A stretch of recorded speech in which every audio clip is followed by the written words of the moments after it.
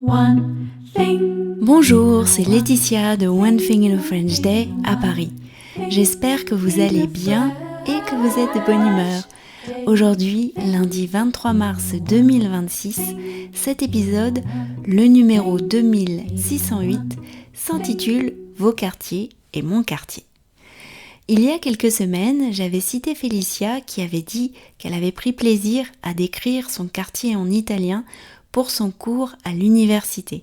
Elle avait aimé cet exercice parce qu'il lui avait permis d'écrire des phrases entières, à la suite les unes des autres, et pas seulement de recopier des phrases d'exercice ou de remplir des trous dans des phrases. Ensuite, je vous avais proposé de m'envoyer une description de votre quartier. Et j'ai reçu des réponses. Un grand merci à Morag, Giulia, Ombretta, Tim, Christian, Brian, Thomasine et Anthony qui m'ont chacun envoyé une description de leur quartier. J'espère que je n'oublie personne.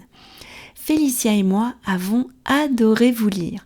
On avait l'impression d'être avec vous le temps de la lecture et surtout de voir dans notre tête tout ce que vous décriviez. Et nous avons aussi, grâce à vous, voyagé dans plusieurs pays. Nous avons remarqué que vous étiez très attachés à la nature, au paysage ou bien au calme.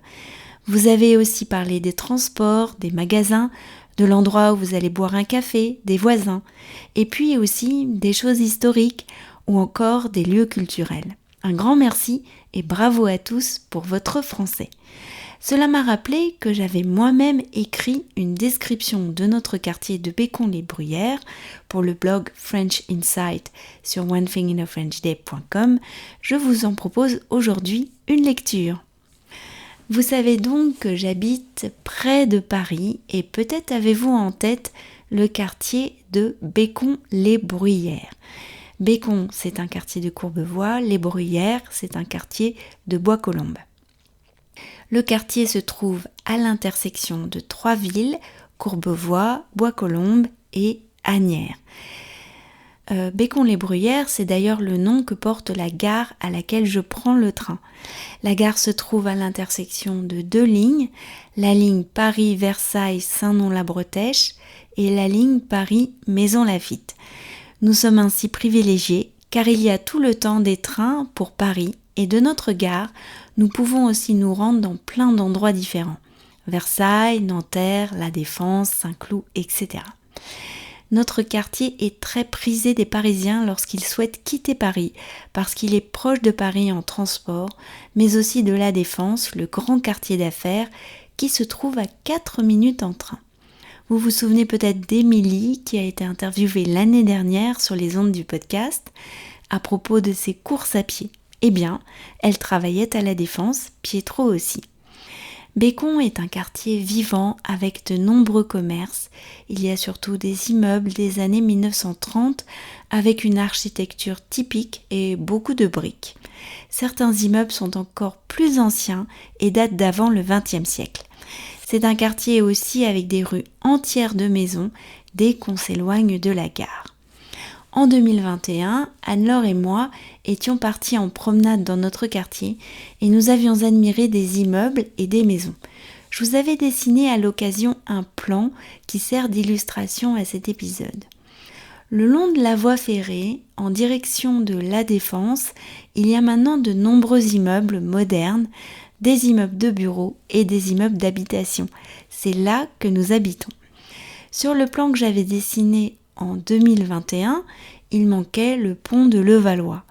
Le pont de Levallois nous permet de traverser la Seine et de rejoindre Levallois où se trouve le terminus de la ligne de métro 3. C'est sur ce pont que j'ai inventé le jeu des péniches, qui a été cité dans The Pillow Book of Lotus Lowenstein de Libby Schmeiss.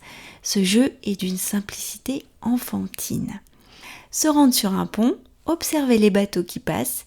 Si une péniche ou un bateau passe, vous avez gagné. Si aucune péniche ne passe, vous avez perdu.